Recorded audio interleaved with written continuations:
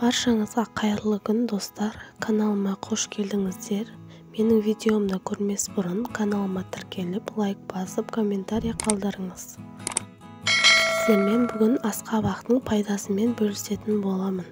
Көпшілігіміз күнделікті пайдаға асырып жүрген асқабақтың ағзамызға тигізер пайдасы жөнінде біле бермейміз.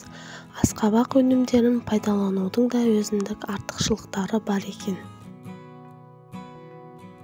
Асқабақтың құрамында фосфор, йод, фтор мен магний элементтері жеткілікті.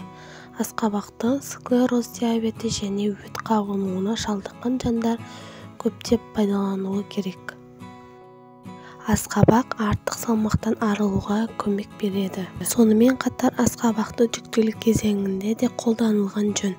Әсіресе жас аналар асқабақты қоректенсе витаминдер қорын жияды, әрі сәбиге де пайдалы. Асқабақ шырынын қабылдау суық мезгілде пайдасын тигізеді.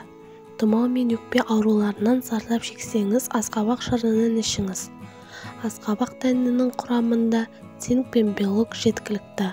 Олар асқазан мен ішек, сонымен бірге бауыр ауруларымен күресуге көптен көмегін береді. Егер сіз тері түлеуіне немесе тері ауруларына жиі тап болсаңыз, асқабақты қолданысқа енгізіңіз. Жалпы асқабақ 1001 ауруға ем.